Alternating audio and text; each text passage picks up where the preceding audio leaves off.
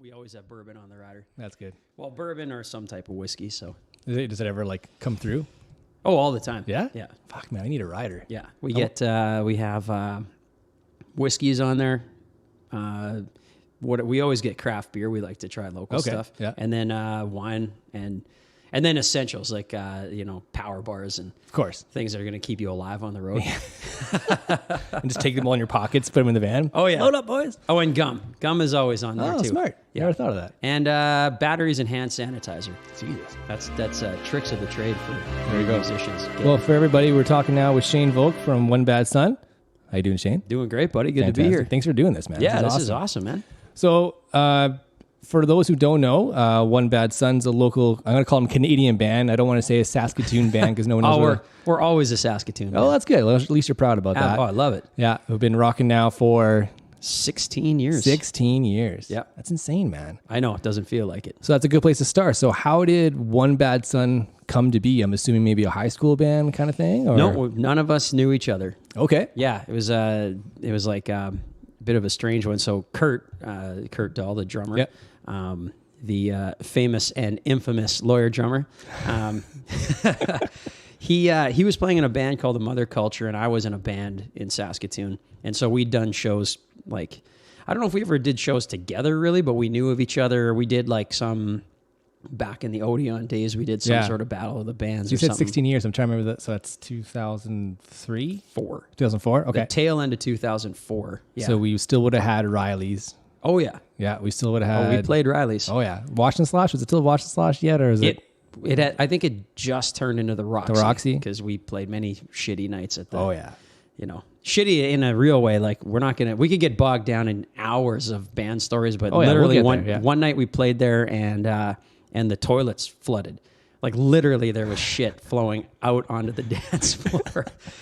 And they didn't shut it down. That sounds about right. Yeah, just put like little cones around it. Oh, yeah. They're just like, we'll be fine.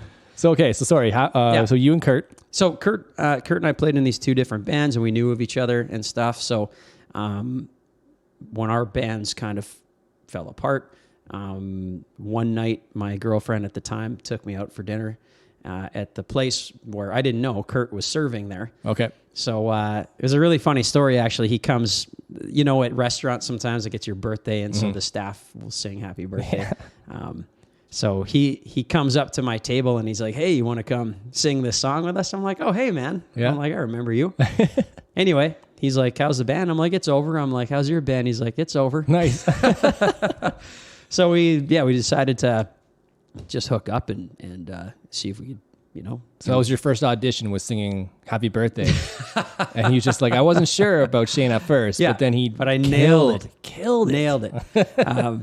So we like, just did what you do. Went to his parents. I think he was still at his parents' house because we were jamming in his bedroom. Well, of course you have to jam where the drummer is. Yes. Yeah. Yeah. So we went there, and the 2 of us kind of hit it off and stuff. And then, and also, it's really hard to find guys that actually want to play, like not just screw around. Yeah. So he was serious about it and a killer drummer. So we needed to find a guitar player, and I had jammed with Hicks, Adam Hicks, our guitar player. I jammed with him months earlier, just literally on one of those, like, back in remember Long and McQuaid when it was in a different location? Second Ave, downtown. Second Ave. Yeah. Always had like you take a name, like guitar player, looking for band. Billboard. We got that now with the new one finally. Yeah. Oh, do you? Yeah. It's helpful. Like, that's what started OBS. So there was, for the longest time, there was 2 ads right above each other. And one said, guitar player looking for rock band. And right underneath it said, rock band looking for guitar player. And I kept being like, why can't these 2 people get together? It's too bad. That's hilarious. I mean, it's funny that or maybe they knew each other and it was like... he used to be in that band. Now he's trying to get his own band. But so I had jammed with Hicks. And so, I told Kurt and I were looking for a guitar player. I said, well, I jammed with this guy a while back. And so... Hicks came in. I'm giving you the very abridged version. No, it's great. Was he in previous bands too, or is he kind of... Not really. No, he was like, we were all fairly young. Like, I was my early 20s-ish, and I think Hicks had just finished high school maybe. So he was younger than you. Yeah, yeah. And so Hicks came out and kind of hit it off and wrote some tunes. And he's a very quiet guy. Yes. Which is very funny, and I want to bring up a little thing too. Like, when you talk to Shane... you do not sound anything like when you sing. I've heard that. Like, it was very surprising. I remember you guys played the store for like, it might have been acoustic. I can't remember. You guys we played the store did. We once. did like an acoustic thing. There. Yeah, and I could not believe that was your voice coming out of the microphone. It's like, what? It's tracks? Yeah. No, I've heard that actually. That's really funny. Yeah. But And, who also have to make a look thing?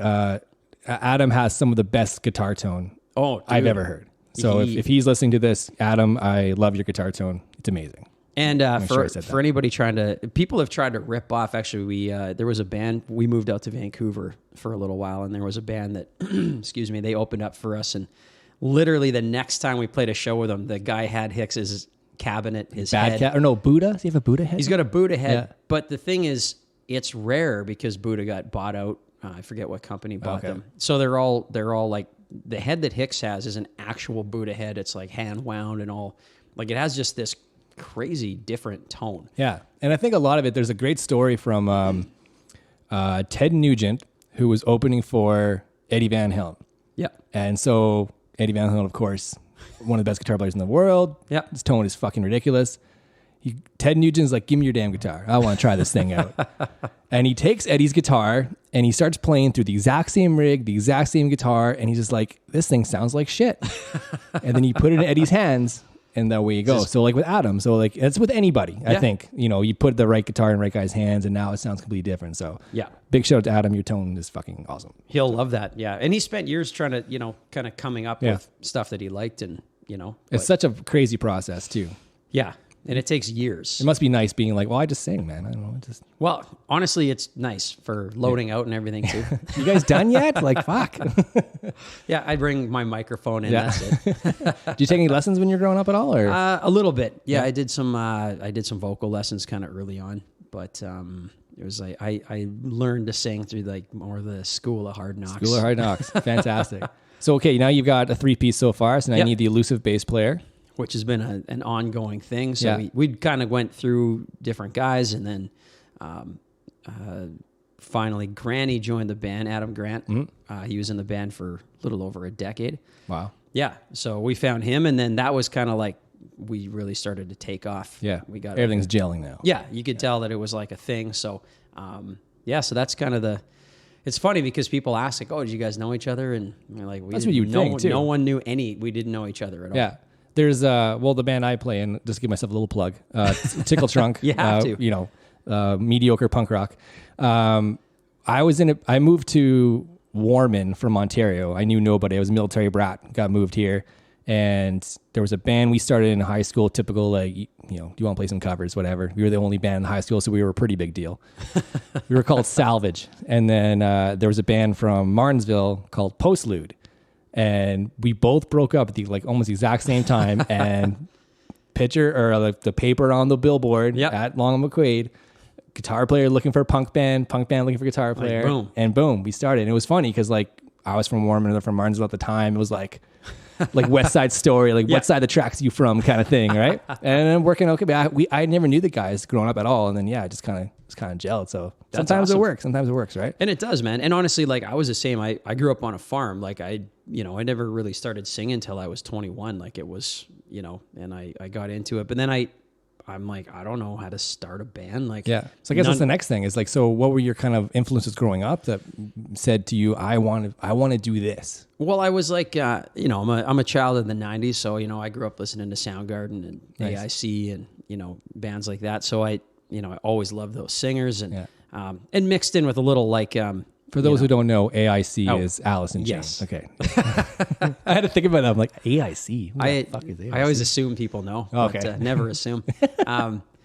But I just, I came out of high school and I actually was acting. I'd gone to drama school. Oh, wow. And so I kind of learned I could sing there, and I did some theater and stuff like that. So probably learned projecting and and that's where I got kind of my first lessons, which was great as a start. But then I kind of fell in love with singing, and very long story short, I had come back to Saskatoon for a little bit with some time on my hands, and I thought, wow, because I was living out in Vancouver, and I came back and I thought, wow, because it was actually 2001 when the World Trade Centers were attacked.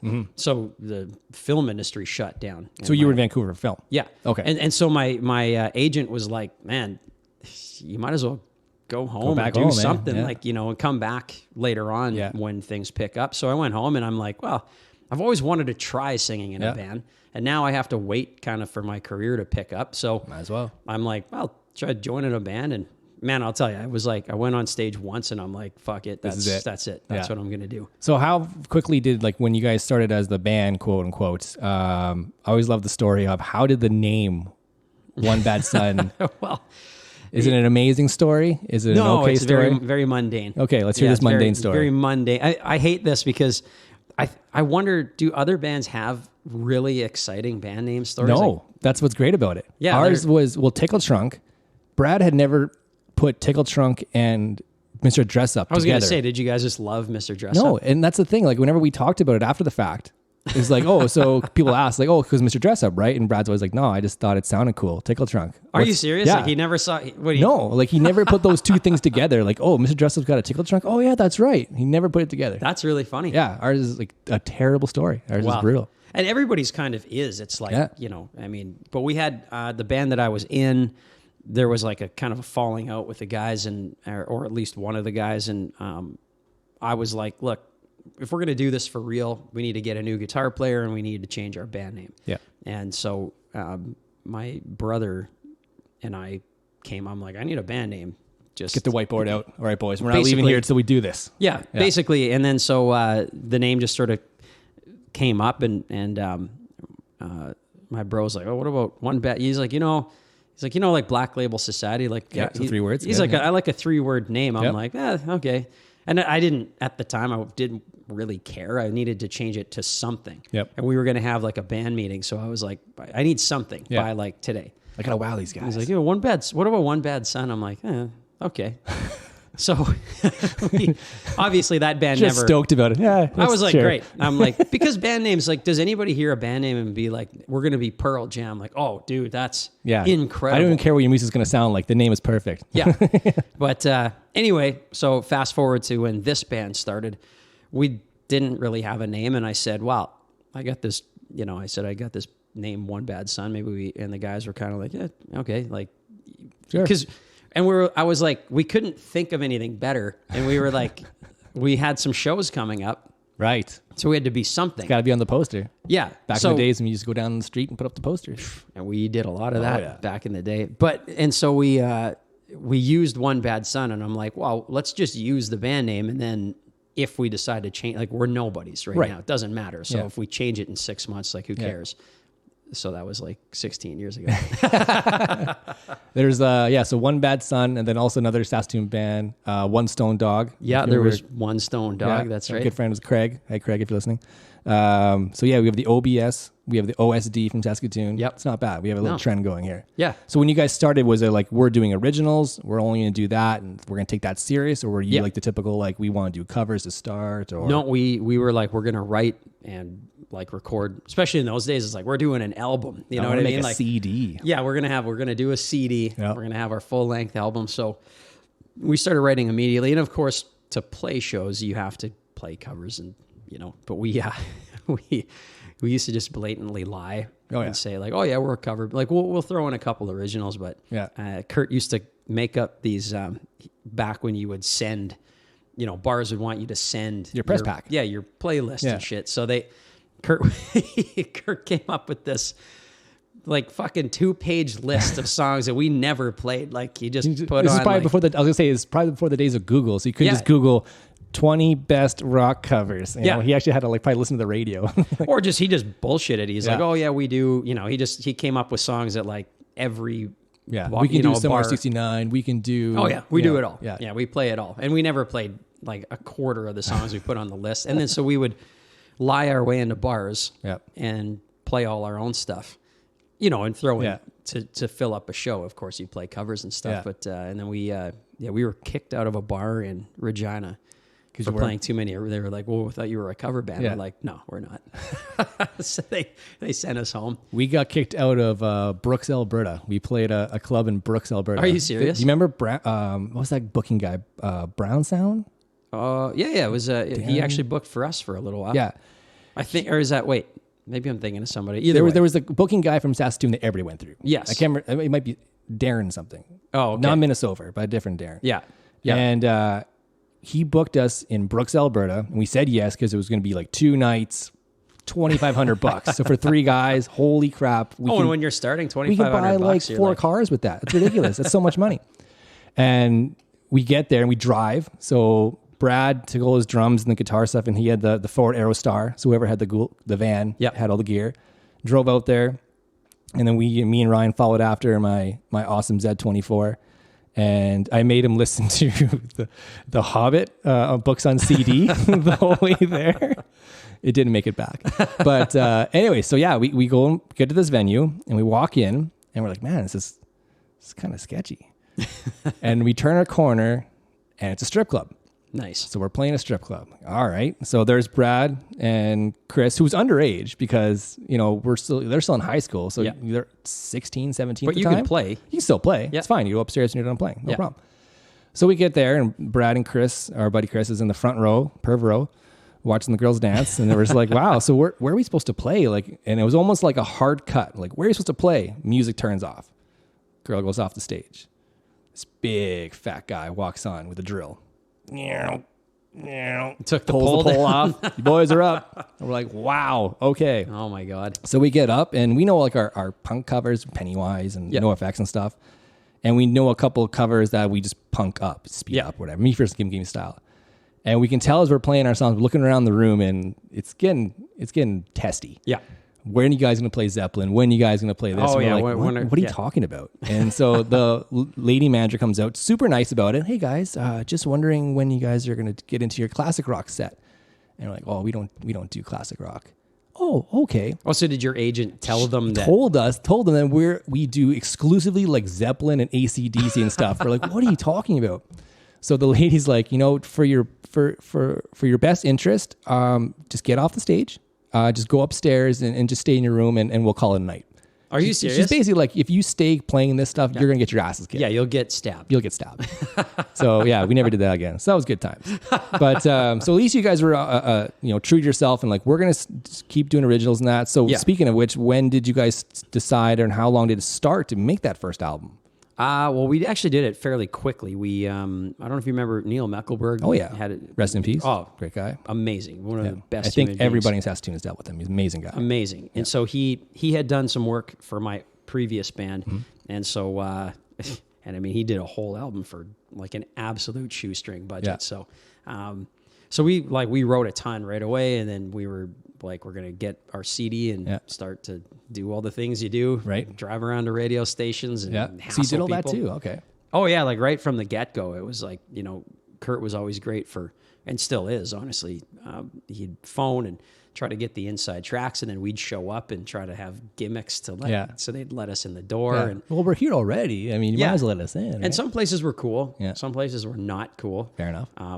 But so we did that pretty much right away. Wrote a bunch of stuff. Went in with Neil and knocked out our first record, which we didn't really have. There was no real identity to the band, or like what kind of music really it was, because our tastes, especially at that point, like early on, were super different. Like Hicks still loves Metallica, is like his number one. Yeah. So he was like kind of a metal kid, and I was still listening to a lot of like heavier kind of stuff, but and Kurt's always loved the Who, and like our tastes met on certain stuff like Zeppelin, the Who, and like that sort of thing, and a lot of the 90s stuff. But then so the first record is a real kind of like, what is this? Is it metal? Is it what I mean? Everything.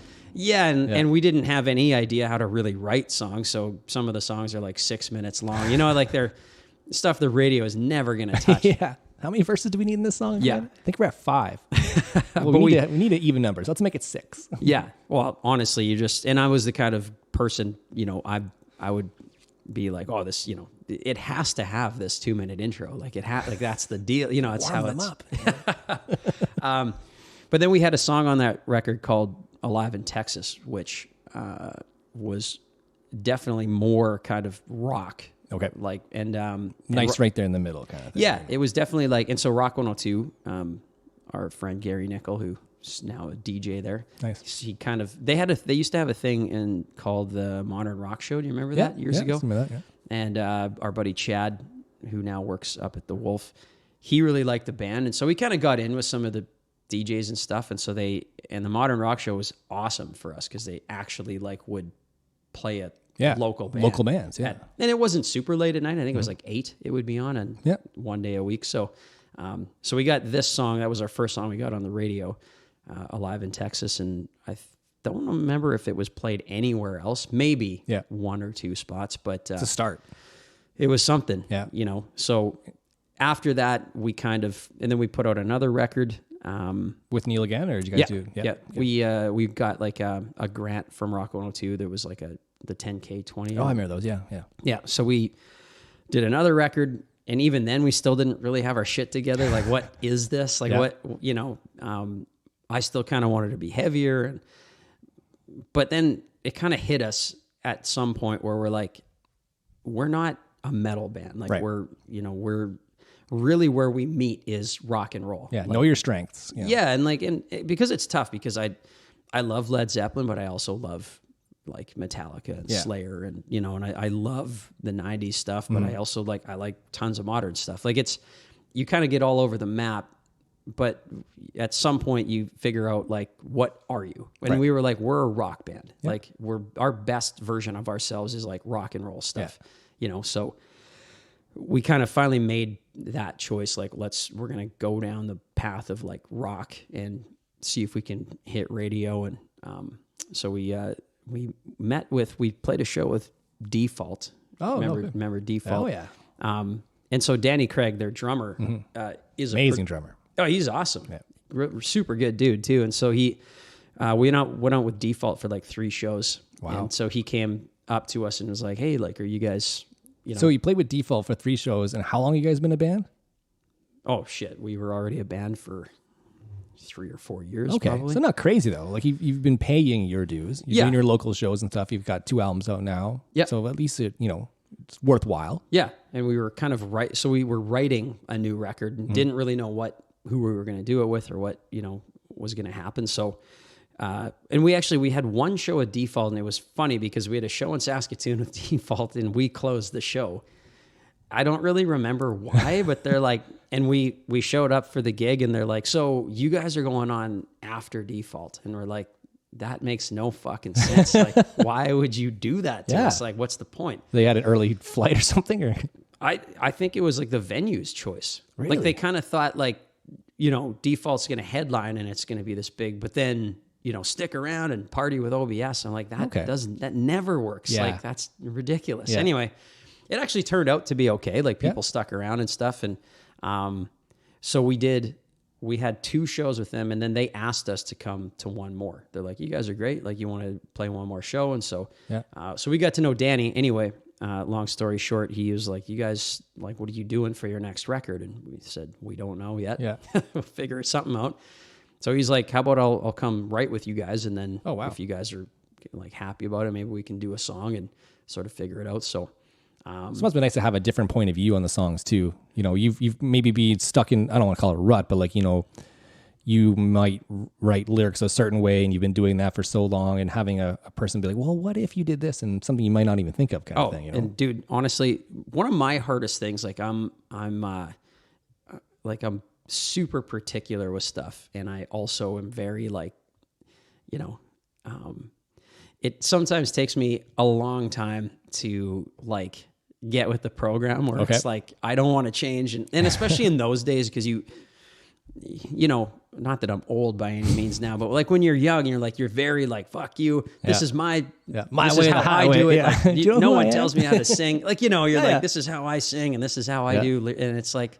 It's bullshit, kind of like, and it takes you a long time to realize, like, letting people in, it doesn't mean that you necessarily have to agree with everything they say, but like, just like you're saying, somebody that's been writing songs for years might come and inject something into the band that's, like I would never do it that way, but maybe that's, so there's been a few of those learning curves in this band, because we were always like, us against the world as well, right? So you're kind of like, and we had this like really, and still do in many ways, like have this like very like, it's us and our like submarine going and like fuck DIY everybody. style, And like, we don't, we always were like, if we're going to have hits or do any of that stuff, we want it to be our stuff. Right. Like we don't want to farm it out to writers. Not that I have a problem with that, but that was like our thing, right? We wanted to.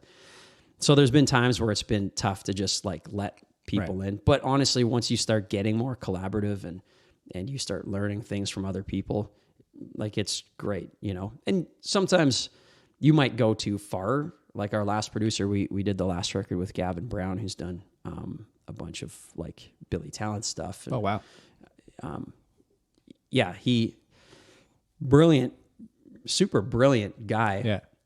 But at some point you start to feel like we're losing a bit too much control over and it's the thing about the creative process. Like sometimes you got to go too far to know what the edge is, you know what I mean? Okay. So we're looking at it. Yeah. Yeah. And otherwise you're like, you might as well at some point just dive off the deep end and try some new shit. Otherwise you're just going to spin your wheels and do the same album over and over and over. So you mentioned with traveling with Default. So how big of a aspect of the band is touring?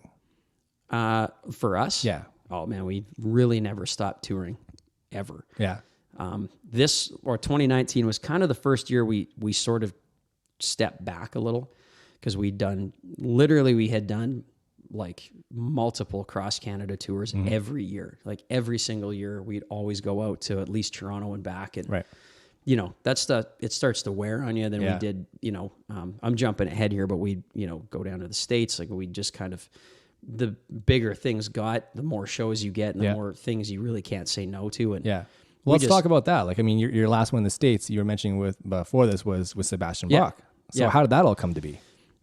We actually, through our agent, we're booked through Feldman Agency in Toronto. So, and our agent's awesome. He goes to bat for us and puts our name in for whatever. And and obviously, once again, we've sort of jumped ahead. Like from Danny, we went and did our next record with Eric Ratz, who he also has done a bunch of Billy Talent stuff, Monster Truck, some Metric, Oh, nice. A little bit of everything, yeah. Oh, yeah. He's huge.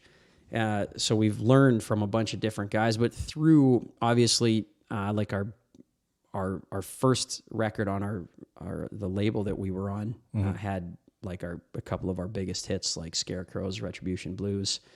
Once that stuff, I still hear that one on the radio. By the way. Yeah, actually, I heard Satellite Hotel on the drive over no way. Here. Yeah, that's badass. Which is always cool. But so we're now like, as of we now had, I forget how many top 10 hits, and our last record, Made in the Name of Rock and Roll, had our first -- in Canada. Wow, congrats, man. Yeah, thanks, dude. Yeah, so we got our first #1, and that kind of changed stuff because, I mean, it's things for your agent to go out and be like, hey, like these guys, they've got hits, they pack places all over the country, like, So we got put in to do, I think how it worked out was a band, whoever was supposed to open for SEBASTIAN BACH dropped out kind of last minute. Okay. And our name was already in there, so our agent like was like, "Hey, look, like these guys are gonna do it." Yeah. So, so we got on that. It was like a 2-month tour all over the U.S. Like it was grueling, man. Like we started in Denver. We went from Denver. We went all down the West Coast, down into Texas. We went up into Maine, and then back down to Florida.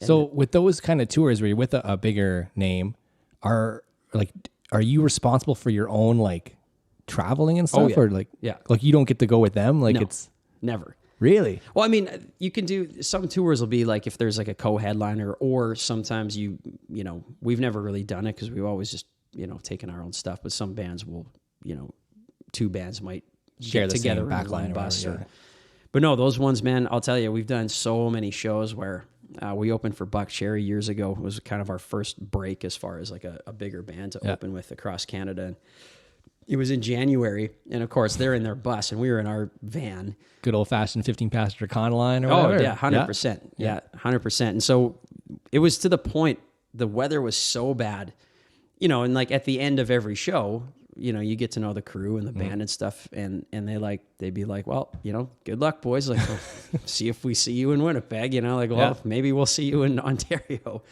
And by the end of the tour, they were literally like cheering for us when we got, because like we went from Thunder Bay to I forget where in Ontario, that's like a shit near drive. Toronto. The Canadian Shield area, that's brutal. Yeah, we hit like 3 separate blizzards, man. And in the same day, no, well, in the same, one, like we never stopped, like we just drive through the night. So, they were cheering for us because they were like, "Holy shit, you guys are alive!" Like, well, let's play a show.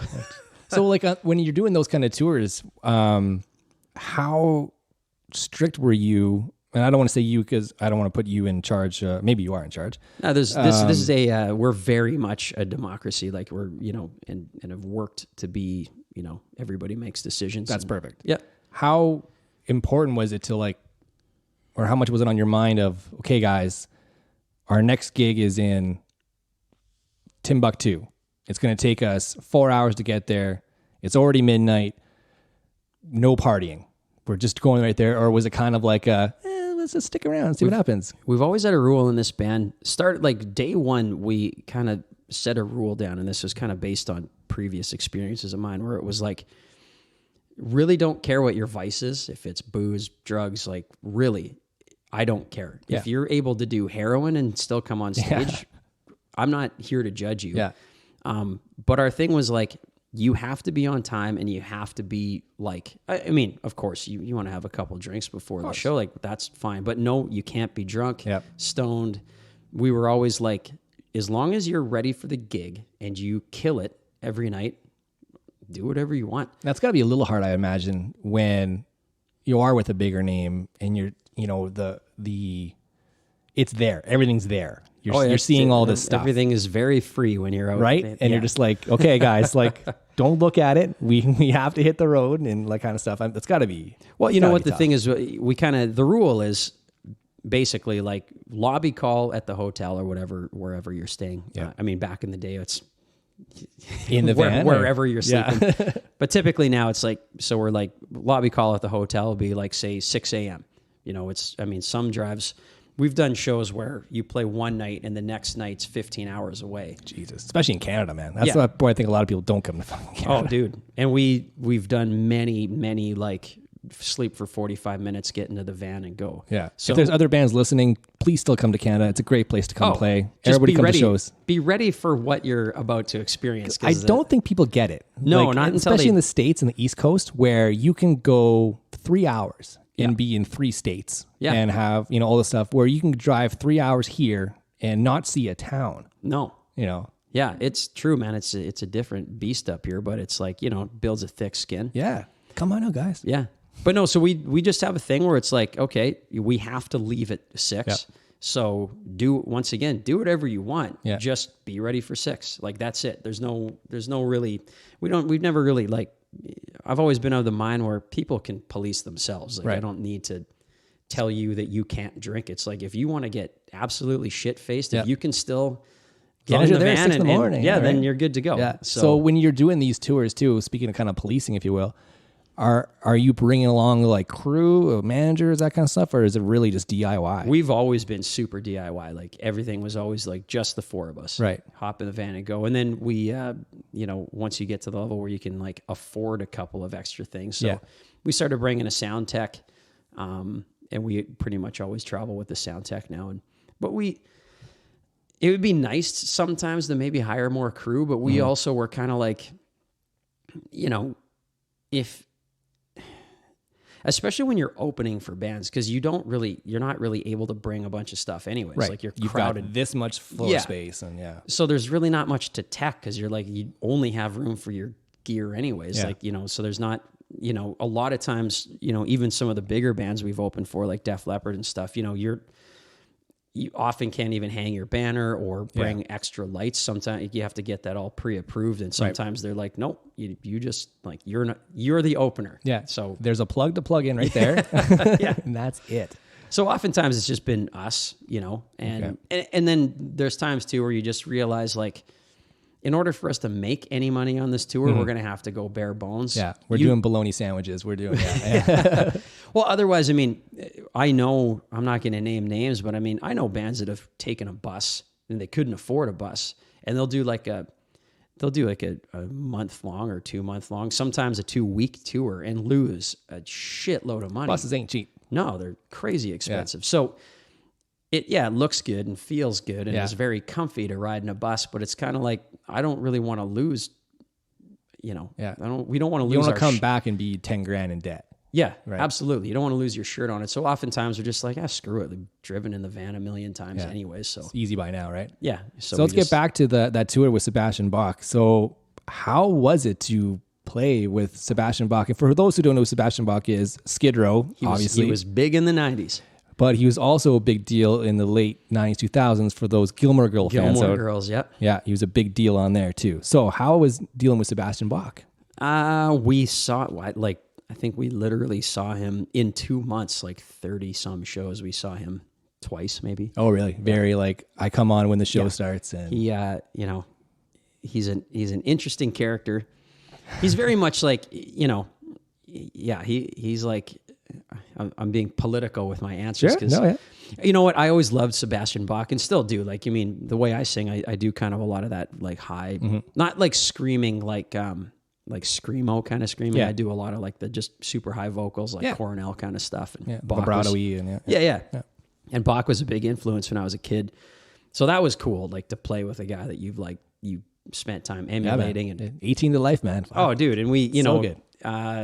My previous band, I think we covered some Skid Row tunes, and so that was super sweet. But he's, the guy's in his 50s, and he's, he does things the way he wants to do things, and it's kind of like I am Sebastian Bach. Yeah, and in some ways, you realize that he might still be living like it's the 90s, even though I had a really funny experience. We were playing in, I think we were in Virginia, and we're standing out back of the venue, right? Because it was us and this other band, Monty Pittman, a band from the U.S.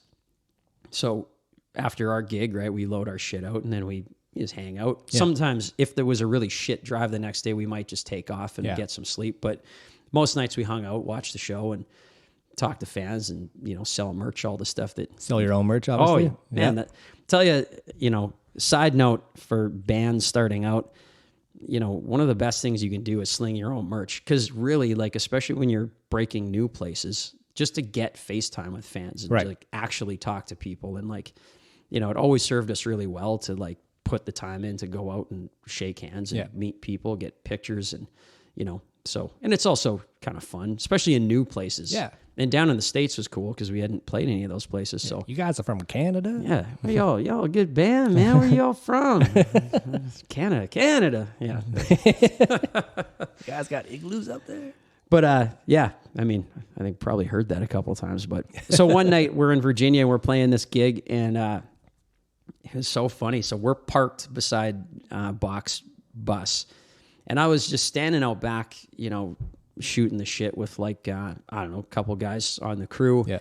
Just having a drink back there, and, and no one's back there. Like, no one. It's just me, a couple of the other band guys, like from the other band, and like just these crew guys. Like literally there's like 6 people standing back, just shooting the shit, waiting for the show to be over. And,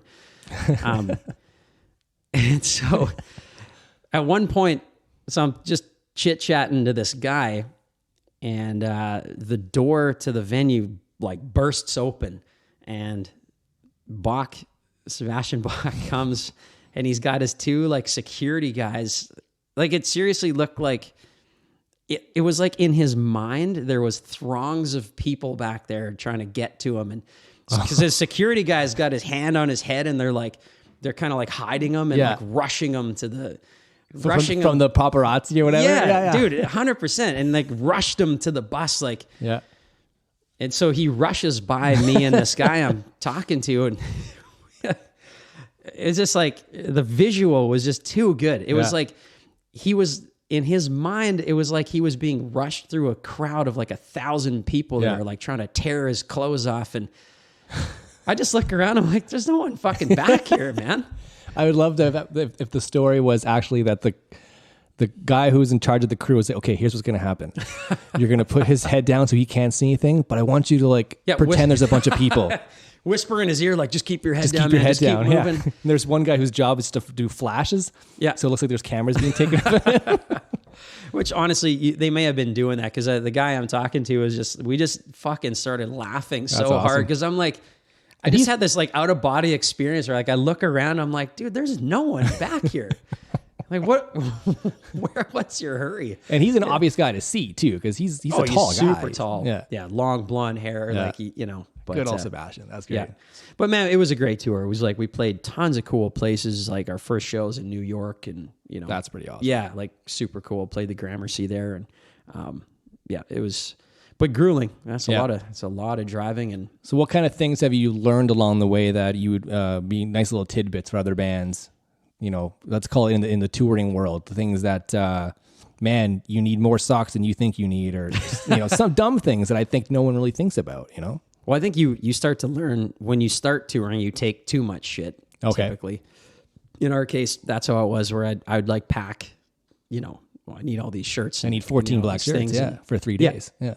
And then now it's like I have my stage shirt. Yeah.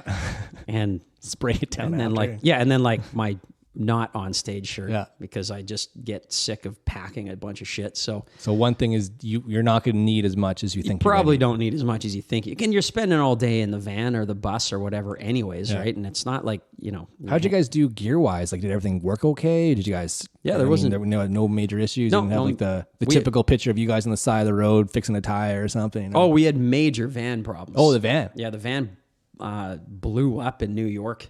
Blew up. Well, they got a radiator hose in the back of the van. Very long story. I'm not going to get into it. This fucking hose burst, and we're going right into like Manhattan, and there's no real way to turn around. No, and we were about to go over like this massive bridge, and all of a sudden, I'm driving and it starts to overheat. I'm like, what the fuck is going on here? And no matter what, I stopped and turned it off, and like, well, maybe it's just, Have you tried turning it on and off again? Yeah. Exactly. But I'm just like, maybe, just whatever, maybe it's just overheating. I don't know. But then I look back and there's like antifreeze is just gushing out of the back of the van. Oh, man. And I'm like, oh shit. So honestly, dude, it was crazy. We missed our sound check. We went and bought like a bunch of antifreeze, so we were able to drive it a block at a time. Oh my God. And like the NYPD actually like blocked traffic so that we could pull the van out, because they were like, you guys go to where you're trying to go, but you can't use this bridge, like, because if you have trouble here, you're done. You're done. We can't have you shutting New York down. Which is pretty awesome of them. Oh, it was to be great. Like, hey, we're gonna help you out at least. Oh yeah. So they're like, take this other route and you can like try to limp it to where you're going. So anyway, it was like a block at a time, then get out and fill it up, and then so all the money you made you spent on antifreeze. Pretty much. Yeah. and then and we did like a really quick fix on it, and anyway, we made the gig barely. Yeah. That could be a good tidbit then. Anybody who's in a band doing a tour, learn something about mechanics. Learn something mechanical. Yeah. I just, honestly, man, you got to play to your strengths. I mean, I would never pretend to tell another band how like you should run your business. Right. No, It's kind of one of those things. Like, I would say the biggest things that you can do to help yourself out are like, be on time, be professional. Mm-hmm. Like, we've had bands open for us where you're just like, what are you guys doing? Like, you're late. Mm-hmm. You played way too long, and we're never going to get you to open for us ever again. Yeah. And so we've had a lot of opportunities open up, like, just because, big bands that we've opened for, mm-hmm. like, you guys were great. Like, you're here on time. Yep. You went on stage on time. You got off stage on time. I have no bigger pet peeve in my life than people who are late for things. Like, for me, if you're supposed to start work at 9:30, you should be there at 9:15. That's on time. Yeah. To me. So like same with bands. Like if your set is till 10:45, it's not 10:47. It's 10:45, maybe even 10:44. Yeah. If you want to get on the band's good side kind of thing. Yeah. And I guess be nice to people too, man. Well, it helps to just not be an asshole. Yeah. I mean, if I can give any advice, just don't be an asshole. And it's like, you're a rock band. Your job is not to be like goody two shoes. I mean, you're running some attitude and stuff like that. But it's kind of this thing where if not everybody can be Axl Rose and be like the biggest dick in the world And get away with it, and yeah. still, and also it's not the 80s anymore. Yes, So, yeah. but I mean, we've had a lot of open for bands that just, you know, have had the same nightmare stories that we've had where they're Yeah. like, you know, bands play too long, and we've, you know, that's the kind of thing that doesn't get you asked back. And also it's a pretty closed community. So especially as you start to get bigger, Yeah. I mean, it only takes one band to be like, you know, yeah, fucking OBS opened for us and like they were assholes. Yeah. Like, and then you don't even know. And I think that's the problem with this industry is you don't know what you may have missed out on. Right. Because you were late Yeah. or you were being a bunch of assholes or you Yeah. played too long. And like, they're not going to tell you. They're not like your agent or your manager's not going to be like, hey man, yeah, you missed out on like this and this tour. Cause oftentimes you just aren't, now you're just not offered a bunch of stuff. That's a good point to make. So Yeah. you might think that you're hot shit, but you don't really know that behind the scenes, they're like, yeah, I'd never work with those fucking guys again. That's a good point to make up. Yeah. Well, I've done a couple, like, I used to be like a guest house guy at Odeon when Grant needed me to fill in. And yeah, like when bands show up and they have like that air of like just arrogance or whatever, it just makes the whole thing feel shitty.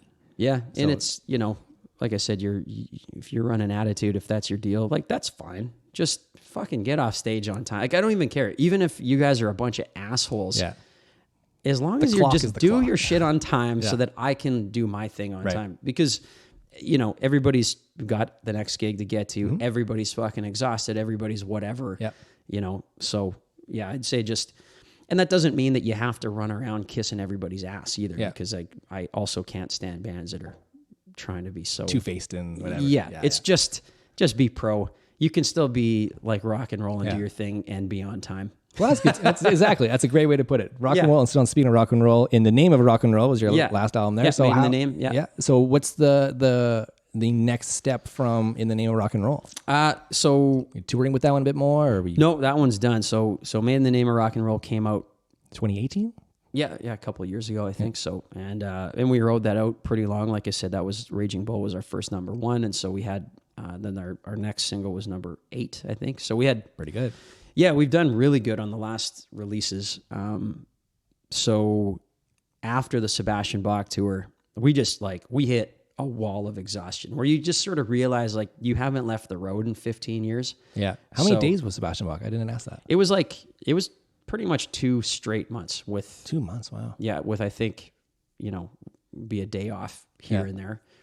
Luckily, the most time we had off was in New York. So cool. A, we got the van fixed, and B, our girls came out, and so we got to hang out in New York with. That's pretty cool. Yeah, so it was pretty sweet. And just to have time off in New York was cool. But anyway, it was like nonstop. Yeah. While you were in New York, did you get to see anything cool while you were there? Any shows? I went to or- Yankee Stadium. Oh, nice. I'm a big baseball guy. Okay. And they weren't playing. I just literally was like, I need to go to Yankee Stadium. I just want to go look at it. That's fair. Yeah. I would have went to see where the Ghostbusters Fire Hall is. I'm a big Ghostbusters fan. walked by the library with with the lions. Yeah, lion heads. Yeah. Which was funny. So like my wife and I, she was my fiance at the time, were, actually, no, she wasn't my fiance yet. Girlfriend. There you go. Soon to be fiance and now wife. So her and I were walking down the street, and I looked over and I'm like, holy shit, it's the library from Ghostbusters. Yeah. I'm like, and of course, I totally nerded out and fanboyed out. So, And hopefully she wasn't like, oh, the female one? And you were like, no, like the good one. well, to me, I mean, Ghostbusters 2 wasn't even all, it's a weird. No, we don't talk about Ghostbusters 2. We talk about Ghostbusters. I mean, it's a movie that really needed no sequels. Yes. But it's Hollywood, so Yes, Hollywood. they're running out of ideas. I mean, actually, they just shot the new Ghostbusters in Calgary, where I live. No kidding. Yeah, they shot the whole thing there. Bill Murray was walking around downtown and stuff, and That's kind of cool. I don't know if you saw the trailer for that. We'll see if I don't know. Oh, you mean the one that's coming out right away? Yeah, like the new one. Yeah, I've seen the coming trailer out. for that. It was actually written by Ramis. It was and Ivan Reitman's son directed it. Reitman, not Ramis. Sorry. Yeah. Anyway, but we're totally going on a it's great. Ghostbusters Yeah, tangent that's awesome. here. Yeah, I've But never no, seen the trailer. It looks pretty good. But no, so I walked by the Ghostbusters museum, freaked out. So, but we only had a few days, so you can't really take in much. I really wanted to see Yankee Stadium, got to see that, and then we just like went to Times Square and did some cool stuff like that. But so are you guys in the writing phase right now for some new stuff? yeah, or? so that's kind of where I was going with this story. When we got home, like we just sort of hit a wall, and we were like, "Fuck!" Like you just realize at some point, like if you don't take a bit of time off, like you're wrecked, and you can't write. Everyone's frustrated with life because, and it really hits you at some point. You're like, I'm not really mad at anybody, and I'm not really like frustrated. I'm just like, I'm exhausted. Yeah. And it kind of hits you finally to be like, okay, I just take a bit of time. So, we had a very interesting year in 2019 because we decided like, you know what, we just need to not stop doing shows, but maybe not tour, like not do like super long tours. Yeah. So, and then we got like some of the biggest shows we've ever had. Like we played the show with the Rolling Stones this summer, and crazy, man, which was insane. Wow. So the year we decided to take for off, those who don't know, where and when was this Rolling Stones show? Rolling Stones show was, I think that was the end of June, and it was at it was out in Ontario. It was their only Canadian stop. Okay. So it was like us and Sloan, Glorious Sons, and the Beaches. Oh wow. And the Rolling Good Stones. lineup. Yeah. Sloan's awesome. Sloan's great. Sloan was great. Yeah. But it was like 80,000 people there. Yeah. It was fucking bananas. Super like left turn. We'll come back. Yeah. I did find out Sloan, the Money City Maniacs and that era, whatever, they recorded the entire album themselves with GarageBand on a MacBook. Are you serious? Back when MacBooks finally came out and they were decent, GarageBand just came out, the entire album was done by themselves on a MacBook. GarageBand. On GarageBand. Isn't that cool? You know, the funny thing is if you didn't say that, no one would know and no one would care. It's good. Like, or the song's good. The talent's the talent, as long as the talent's there. Yeah. If the songs are good. Yeah. Yeah, absolutely, man. So yeah, that's really interesting. Yep. Yeah, right. So we had a really cool year this year, just as far as like, and we played a show with like Marilyn Manson, like Chaos Fest in that's Edmonton. a super left turn from very Stones. Very different. Yeah. We've played with a lot of varying types of bands. So you can easily say on your business card, One Bad Son, very diverse. Yes. Yeah. We will play whatever you want. We'll always, but not covers. No, like we'll play our show, but whatever you were, wherever you want, man. Yeah. But no, so we right now we're just we're definitely like in a writing phase now. So now that we're kind of like, it was a really good year for like playing some big shows, but also just not having to be gone. Yeah. Like I've actually seen my home for like actually a month at a time. Did you have like a normal job? Do you have a normal day job kind of thing? Or I'm a singer in a rock band. There you go. That's awesome. Yeah. Well, I do. So the band's kind of my number one. Kind of, it is my number one. But I also still act. I was in my first movie this year. What movie was that? It's like an independent movie. It's called Liberty. Okay. So I played like. Let's plug this a bit. What's this all about? Well, and I don't have a ton of details on it. It was sort of a last minute casting, so it was my first kind of like role where I got a speaking role, and I was playing a small town low life. So I got to nice. Didn't have to shave for 2 weeks, No, it was great. Yeah, I got to just So it was a really fun role. I auditioned for and got, and then I basically got to be a dickhead and rough up the main character. That's awesome. For 3 days. So, good for you, man. It was cool, man. I got to do like a couple of like small fight scenes and a bunch of cool stuff. So I did that, and then I also am a comic book artist.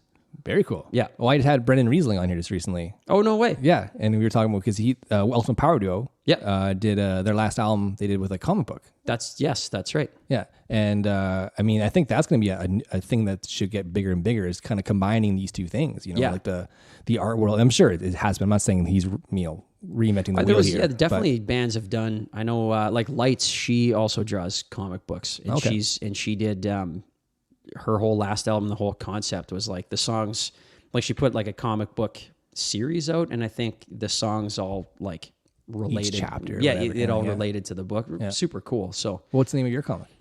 It's like a new kind of thing, so I can't say a ton about it. But okay. It's like a noir, kind of like a medieval sort of noir thing. Cool. Yeah, it's coming out soon. There's no real date on it yet. Okay. I'm just in book 1 of 5, so Okay. No, right. We don't want to push too hard, you know. Well, Yeah. I wish I could say a bunch more, but like my editor's just like, because I'm like, can I, start spreading the word a bit? And he's like, well, just don't. I mean, it's funny because if I told you what it is, you'd be like, oh, that's cool. It's not going to blow up the world. Yeah. I just don't want to lose my job. That's fair. No, nobody wants that either. But so that's cool. So I landed that gig in the fall. So I started drawing it here. And so I've been spending my days writing songs. And the boys and I just jammed here for our shows we got coming up. And so let's plug those two. What else we got coming up? Right now, we just have 3 shows coming up. We got Lethbridge, Edmonton, and Calgary. Okay. So when's Lethbridge? Lethbridge is next week. And then bang, bang, bang kind of thing? It's like Thursday, Friday, Saturday. Nice. Yeah. So speaking of your show, is a big thing that people from here will know about is your guys' Christmas show. Yeah. You guys put on every year for now. How many years have you guys been doing this? Oh man. 5 years, 6 years? Well, at the now Coors Event Center, I think this It'll always be the Odeon. I know. It's crazy. I mean, it was It's like Sass Place will always be Sass Place. Yeah. It just always, every time I say it, I'm like, oh, we do the Odeon every year. Yeah. But it's the Odeon. We've been doing that for maybe 6 years, but our Christmas show goes back to like our Buds days. Is that right? Yeah. So how'd that all come about? It seems like it's something you guys have at least kept on as a tradition. You know, it's the thing that people wait for now in Saskatoon. Well, man, I'll say this, like, to any Saskatoon listeners out there, like, thank you for making it, like, it's so cool. Like, it turned into this thing that we weren't anticipating it turning into. Yeah. And so we're super grateful that our fans come out every year. And because we do it, whether we have an album out or not, like no matter what, we always do the Christmas show. Which is December 20th kind of thing. Yeah, kind of. So our the idea was that we played a lot of shitty New Year's shows where, even if the money's okay, you're like, you go your background noise, right? Yeah, and it's kind of, they're just weird. They can be super fun. Like we've done New Year's shows that were killer, but then we've done a lot that were just like, I mean, people are so shit-faced. They don't even know you're on. Exactly. Just which noise. I don't blame people. That's what New Year's parties are supposed to be about, right, you know. But we kind of got to this point where we were like, it'd be fun to do a show that's like New Year's, but not on New Year's.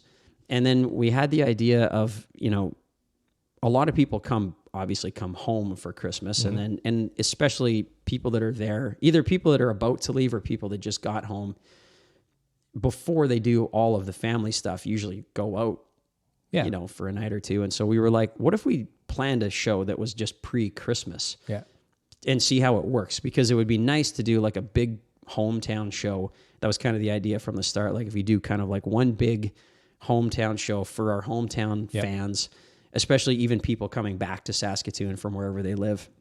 And then we could just do that and sort of turn it into like a little OBS kind of. That's awesome, man. Like thing. And then, man, it just like, it worked really well. Yeah. It's probably one of the biggest things that happen every year. Yeah. Like we've sold it out. Like we started it at Buds and we started to do like 2 shows at Buds because it was packing so much. So we then moved it to I think it was still the Odeon when we started doing it there, and sold it out, which was like, holy shit. That was like the biggest thing we'd done in our hometown. So, and now, it's just turned into this crazy, like, and it's cool, man. It's like, it's unlike any other show we ever play. And even the crowds it's like, sort of become like that Christmas tradition that people are like, they come home a day early and we're going to see One Bad Son. Yeah, man. And it's fun because, the crowds are always super, like they're chill and that kind of like everyone's there to have a blast kind of thing. And it's a good venue.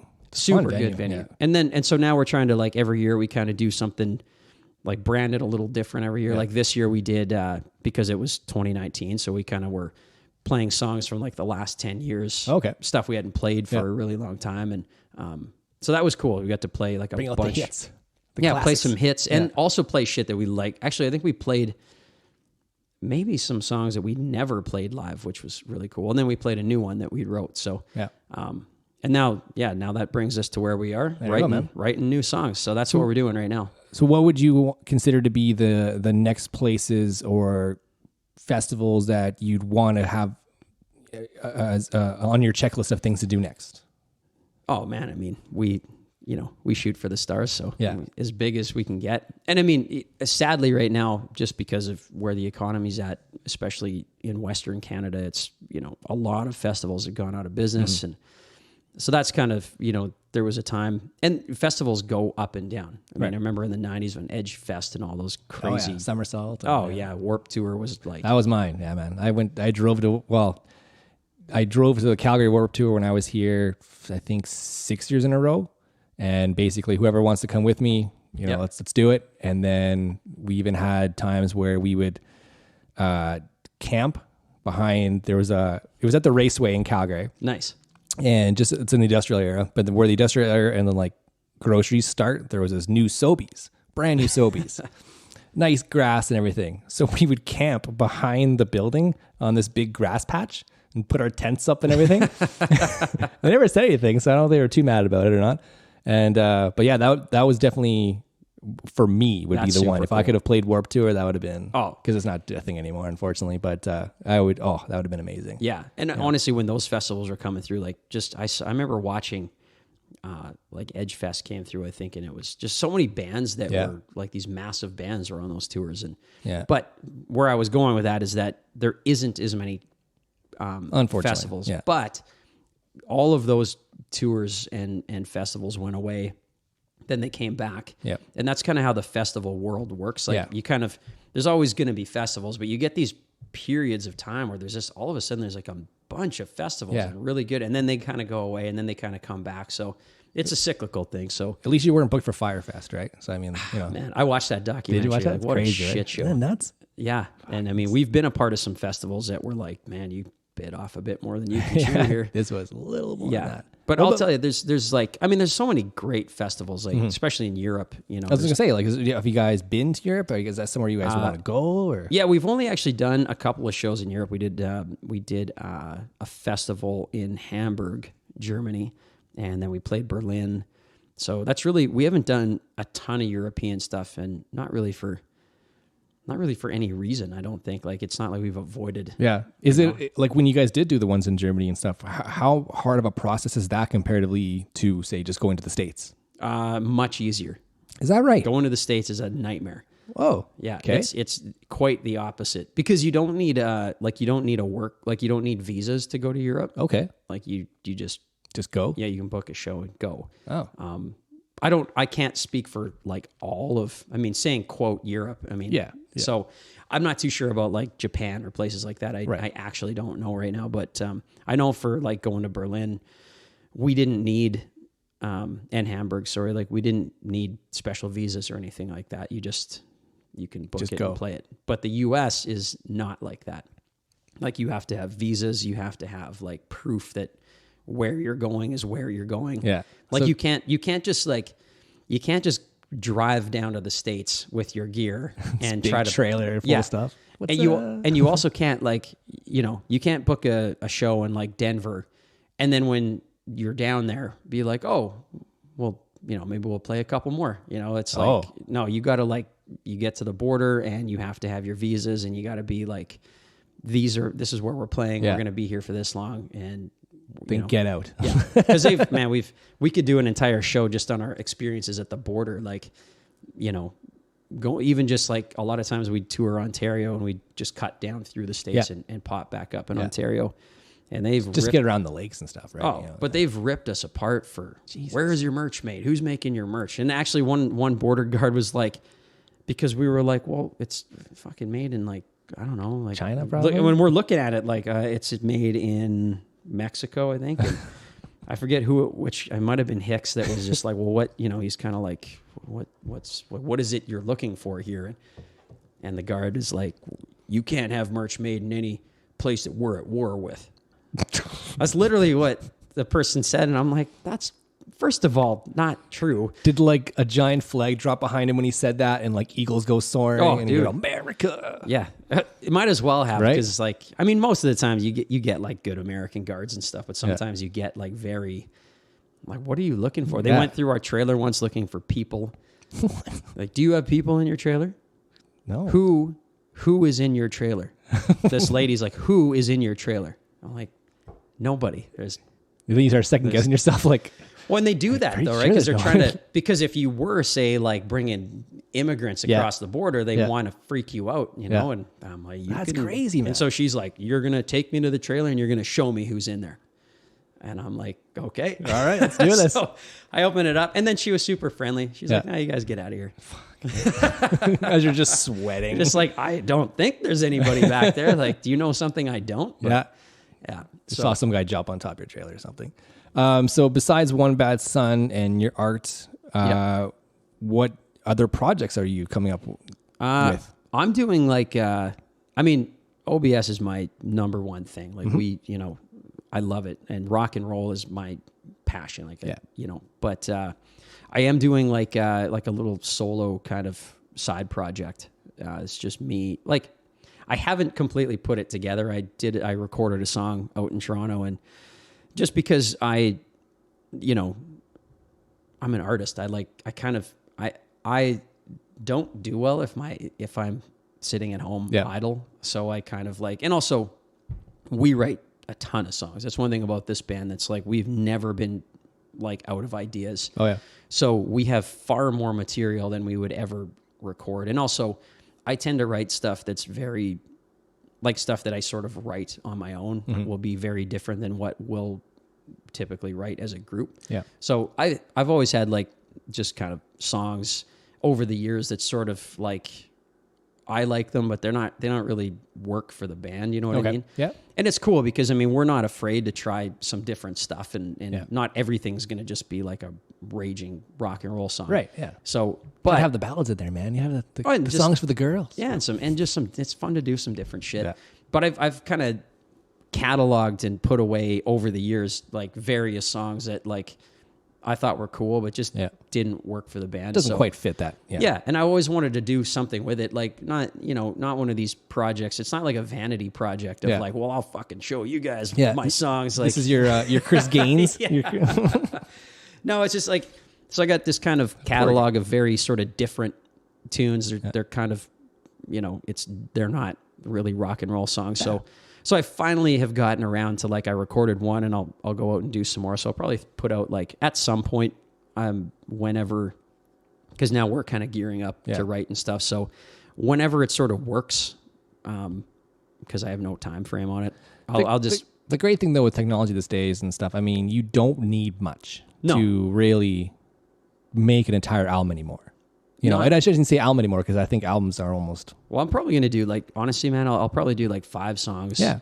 At some point when the band isn't super busy and it like makes sense, I'll put a song out and then just go hit a small tour. And that's awesome, man. And it's also kind of like, it'll be nice. Like I love the band and everything about the band, but we're very much in the like, once you're in the world of like radio and big shows and all the stuff that it can become like kind of daunting, and then that's your kind of experience in the world of music, right? Is like everything is super I can't think of the right word, like it's just very like, it's not just like, oh, we recorded the song, we're gonna go on tour. It's like, no, you're gonna try to get something out on radio, you're gonna, and things just kind of, there's just a fucking ton to do. Like when One Bad Son puts stuff out, and then we want to do it right, so we want to hit lots of touring. And that's a good thing to mention about how it isn't as simple as that. It isn't just, I wrote a song, I've recorded this song, now I'm on tour. Yeah. Like I watch a lot of documentaries and a lot of music ones that are on like Netflix and stuff. And the one they had on recently, big long one, was Chicago. Yeah. And the one thing I didn't realize is, man, they love their cocaine. Yeah. A band like Chicago, I was thinking they're going to Christian rock or something, clean cut guys. And they used to have a phone booth on their stage, like a British style phone booth that was a plate of cocaine that they would just go in and do lines every now and then.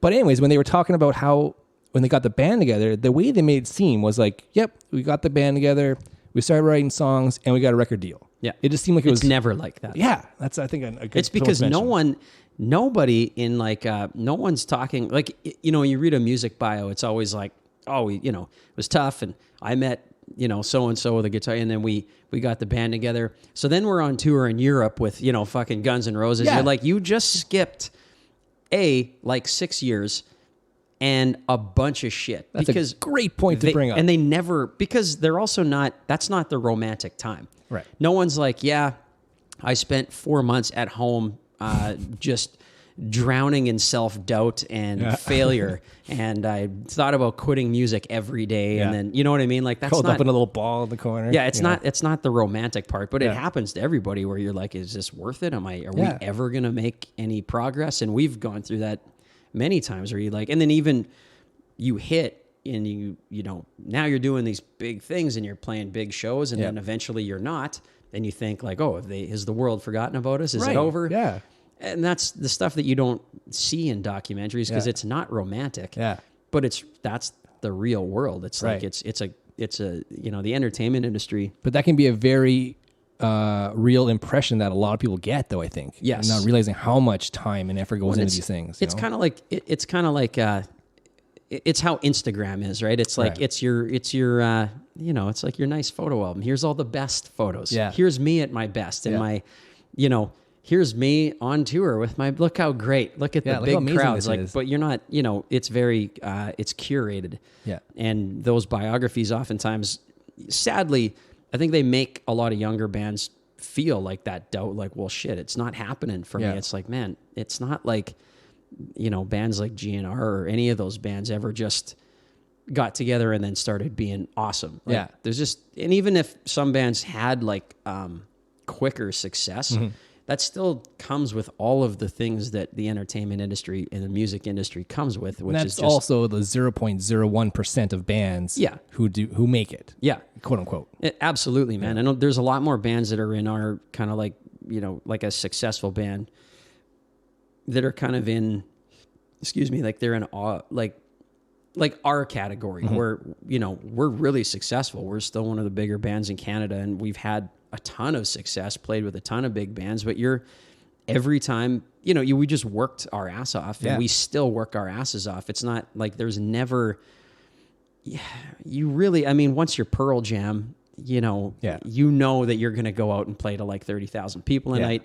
But like you said, that's pretty much, they're very like 1 in a million kind of situations. Yeah. Most bands are like where we're at, where like every time you go out, no matter how successful, you're really going to grind the shit out of it and you got to go, you know, so your last song was a #1. Great. Like, what's your next song? What's next? Yeah. And they will always do the same thing at the radio and everywhere else where they're like, well, I don't know. We'll see if it's any good. Like, they don't do you favors, you know? I think the percentage of the bands that do make it are like yourself, where when I ask you, you know, what do you do for a day job? I'm a singer of a rock band, you know, like you have to have that mentality. You have to go into it, not being like, well, I work here, but I'm in a band on the side. You know, it's like, well, no, it has to be 100%. Oh, and I'll tell you, man, we were all like that. I mean, worked our asses off and, you know, Kurt and Hicks, same exact, you know, just work. And it's, do whatever you have to do to make it happen. And, you know, I'd quit many jobs to go on tour. Like, I would just be like, I'd tell my boss, like, hey, I'm in a band, and I'd get hired, whatever. And then I'd be like, I got to go on tour. Yep. And they'd be like, well, you know, it's a long time off. I'm like, well, then I quit. Didn't see ya. Yeah. So I quit. I just would quit jobs, go on the road, come back and try to find another job. Yeah. Because if you're going to do it, you're going to do it. If you're not, well, and it's not to say that if that's not your, you know, I would never shit on somebody who just, you know, got left the music industry. Yeah, no, you know, it's totally understandable. Yeah. You know, because it's a fucking grind, and you really are like, you know, especially when you're starting a band, it's really romantic, and you always hear people are like, "We're in it, we're gonna take on the world," and we're gonna. It's like, yeah, great. Until like a year later, where you're like, "Holy shit!" Like, we have gotten nowhere. This is hard. People still don't come to the show. It's like, yeah, man, it's, you know, playing for beer money. Or, that's a great thing to mention is that like it's work, man. It ain't just an overnight thing. Yeah. You know, this is, like you said, 15, 16 years now with you guys. Like that's playing pretty impressive. We played hundreds of shows in a year, and, you know, and still do. It's still, you know, obviously we're to a point now where in certain places, especially in Canada and certain parts of the world, where you get kind of slam dunk shows that are like, you're going to do really well there. But man, there's places we've never played, and you go there and they don't know you, and you're back. You know, start all over, boys. Here we go. Yeah, you're very quickly reminded of, like, you know, this is the other half. Oh, okay. Yeah, we're not the Rolling Stones yet. Yeah. Well, thank you so much for doing this and coming out and hanging out, dude. This is great. I'd hang out and chat with you for hours, man. We'll definitely do it again. I'd love to have a part 2 of this. Before you go, I did have a question for you that I emailed you. Did you have time? Yes. So Okay. go ahead. So this question came from Jason Armitage, Dr. J, who was on here before, local DJ guy. Yeah. Super awesome, amazing. And we did a podcast with him, and we talked about this after the fact. We didn't record it, and it's such a great question. So he brought up the question of, if you had to make a 5-act concert, the acts can be living or dead, doesn't matter, what 5 acts they are, and in what order?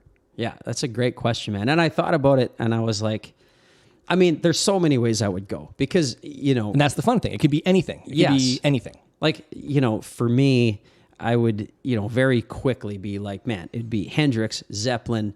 I would probably have AC/DC, Bon Scott era, followed by early AC/DC, Brian Johnson era. Like, okay, you could go in a million different ways. And like I would obviously love to, I'd probably put the Beatles on there. Sure. So I have my 5. I'll do my 5. Yeah, do yours first, and I'll tell you mine. So my opening act would be Led Zeppelin.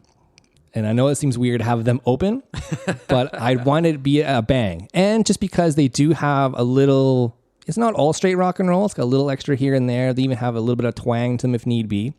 So first one would be Led Zeppelin, and then Bad Religion, because I love Bad Religion. Yep. Number 3 in the middle, Johnny Cash. Oh. So the concert's going to come down a bit. We're gonna chill out now. We're gonna have Johnny Cash come on, tell us a bunch of cool stories, and it's going to be amazing. Yeah. Then it's going to be Styx, nice. with Gowan. Oh. I'm sorry, he's not the original, but I don't care. I think he's better. And to close it off, Queen would be the best band, I think, to end it. So that's my 5. Like modern Queen, not with Freddie. No, with Freddie. It's got to be Freddie. Oh, dude, that's great. That's a great 5. So that's my 5. That's the thing, dude. I was like, because Queen would be on my list too. I love Freddie Mercury, and but so I just decided to make my show like incredibly selfish. Of course, that's definitely an option. And also, I also created my 5 out of like, I kind of went back to like my childhood self. Okay. Because I grew up in the 90s, and I grew up on the farm and stuff, so there wasn't where do you go to watch a show? Yeah. Like every now and then, like my first concert was AC/DC Ball Breaker Tour. That was your first concert? Oh, dude. It like changed my life. I mean, I remember just being like, because once again, we didn't have that stuff at home. Like, and I unfortunately don't know enough about AC/DC, so what era would that have been? That was like 90, what would that have been? Because Razor's Edge, 92, that's Thunderstruck, right? Yeah, and that was like 89. Okay, so this is after that. Yeah, so this would be like 92-ish, I would say. Okay. So, and just like, I mean, that was like the era where I was starting to really get into music and like really get into rock especially, and I was starting to really kind of discover bands for real. You know, when you that's like that age where you start to be like, okay, like now I'm listening. A pretty big first concert to see, man. That's crazy. And it just like, it was nuts. Like when you're, especially, I mean, I feel like the older you get, maybe you get a little jaded and you're like, you've seen so many concerts, and you kind of, and especially putting on those shows, you know what goes into it, and some of the mystique and mystery. Yeah. That bar has been raised pretty damn high so far. If that's your first show. So, and that's the thing, but when you're a kid and you're like, man, the show started with like the wrecking ball smashes down the back wall and the band comes, you're just like front to back. I was like, what is fucking going on? Like, this is crazy. Like, I just lost my shit. You paid for the whole seat bill. You need the edge, right? That's classic. Yeah. Anyway, so I built my list off of like when I was, in this era, I listened to so much, like, I mean, I hate using the word grunge because it's like, but people get, when you say grunge, they understand. It's like, you know which 90s, year it is. Yeah. Like, Nirvana and all that. You know the clothes. Yes. But, so I just like, I was like, maybe I'll do a show for like my younger self, as well as ending with like my favorite singer. Yeah. My 2 favorite singers ever, Chris Cornell and Lane Staley. Even like, I love so many singers. I absolutely love with those guys, just because that was my childhood. Also, they're just like, they're untouchable to me. Yep. So I thought I'm going to root my whole 5 squarely in the 90s. Awesome. I love it. And 1 in the early 2000s. So I'm like, I'd probably open it with like either Alice in Chains or Pearl Jam. I'd say that's... They can flip a coin. Yeah, I'm like, you could either way. Yeah. That would be cool. I'd go Soundgarden third, Rage Against the Machine. Oh, I never fourth. thought of Rage. That would be great. Probably like, you know, obviously there's not like Zach's, he raps, he doesn't sing, but that band, I just remember being like, what the fuck is this? Yeah, the energy alone from a one guitar, well, similar to you guys, one guitar, one bass, one drums, the energy just... Yeah. And just like every song had a message, like it was a shit I didn't see, and that band blew my mind. So,